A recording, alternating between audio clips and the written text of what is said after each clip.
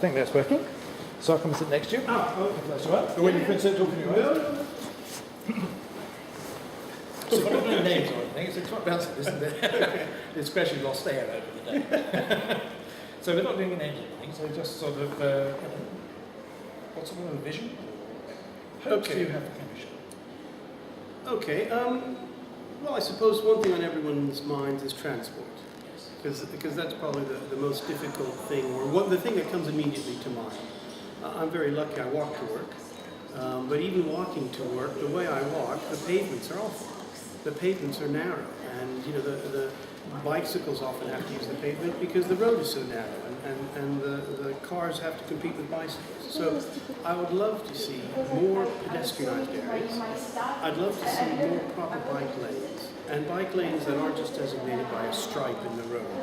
You know, that would be a painted lane at the worst scenario, or a completely separate curved lane. So because I also have, it's not just for myself, but I also have children in Cambridge who cycle to school, so who cycle every day, and that's great. But I always think, are they using the safe cycle, or are they using the short route? The short route is inevitably the busiest one for cars. So I won't be the first person to say it, but that Mill Road car cycle, that something has to be done. You know, The Mill Road is right.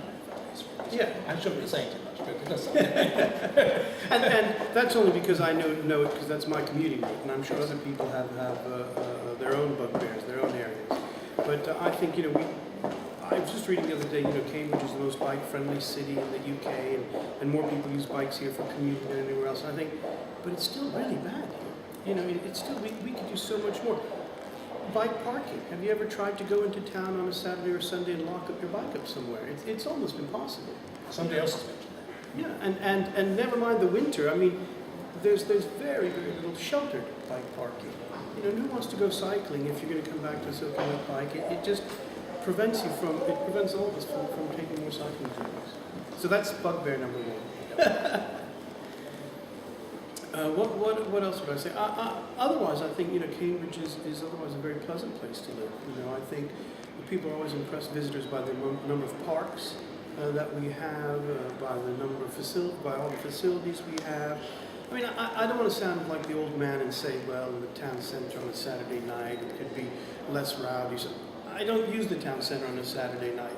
Maybe that's an indictment of what it's like on a Saturday night, but I don't want to comment on clubs and pubs, and because that late night nightlife on a Saturday or on a weekend isn't my life anymore. Maybe my daughters could comment on it, you know, more accurately. Would I like it if things were quieter? Would I like it if people were a bit less rowdy? You know, of course I would, but I was young once too. You know, it's as long as they're not breaking the law or being a complete nuisance. You know, people are young. You know, they're going to be exuberant, so we've got to understand them as well. You know, it's them understanding people who want to sleep at 1 in the morning. You know. Okay, I don't know how you're editing this, but I'll go back to transport. The train station. I know improvements are going on, and I really look forward to seeing them. Because, again, I'm lucky. I live next to the station, so whenever I need to travel, I go the day before to buy a ticket.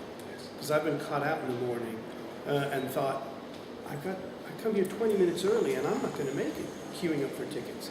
So as I say, whenever I can, I go the day before and buy my ticket at 8 at night, 10 at night. So hopefully that will improve. It can't come soon enough. You know, I think that's another big area. And I look forward to the new train station in Chesterton. I wonder how big a difference that will make. Maybe it'll relieve some of the pressure here. And some of the traffic on Mill Road, who knows?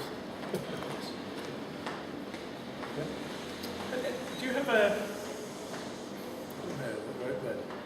anything?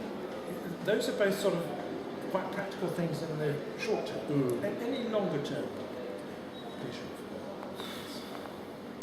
The longer term vision, I suppose, and I will sound like a fuddy-duddy now, is how do we prevent Cambridge from just being caught up in the London sprawl? You know, how do we protect our green belt so Cambridge is still recognizably a city differentiated from the villages around it? Because we see the London creep going everywhere, and we see Cambridge too having to spread out. And again, people have to find a place to live, and we will always use up more properties, more But again, if we can use up brownfield sites, if we can build more density in the city, after all, we moved to a city for the density, to meet other people, and the density that supports the pubs and the clubs and the restaurants and the theaters. And so more density in the city to allow us to protect the land around it. Why are we building, we shouldn't be building big 4-bedroom houses forevermore. We'll exactly lose the enjoyment we all get from Cambridge being such a green city. So I think longer term, I understand people want new houses, but we could build more dense to protect the countryside that all of us enjoy, whether we live in a big house or a small flat. I think if we lose that in Cambridge, we would lose a lot. So do you think part of the future would be more, I was going to say high-rise flats. Normally high-rise flats is a very dismissive type of phrase, but if well constructed, well designed, not just statements. Yeah. Are you enjoying your time so far? I am. So far, so good. Do you think that might be the way for us? Yeah, I have no problem with high rises and high density living doesn't mean you have to go straight up. There are cleverer ways to build properties. There'll be some natural release, I think, as people downsize, and Cambridge becomes an attractive place for people to retire to, for instance. But I'm not against high rise. I think Cambridge is lucky enough, or affluent enough, that the high rises we have will be seen as luxury properties, as the few ones we have are. Yes. I don't think they'll be the tower blocks of Sort of estates. yeah, that people think about. And I'd much, as I said, I'd much rather have Cambridge ringed by high rises, or have high rises in parts of the center, than 4-bedroom houses spread out, because they're very inefficient and they'll go on forever. Where will they end? It's such an inefficient way of constructing things. If people want to live in the city, they need to they need to do something, they need to make some compromises that will allow the city to live as well. Not to say I want all the advantages of the countryside and the house that's like big and suburban and live close to the center. It's like, you can't have everything. So we can all fit, and we can all manage the city together, then we should all make compromises. I live in a small house. A very small house. That's my compromise. Yes.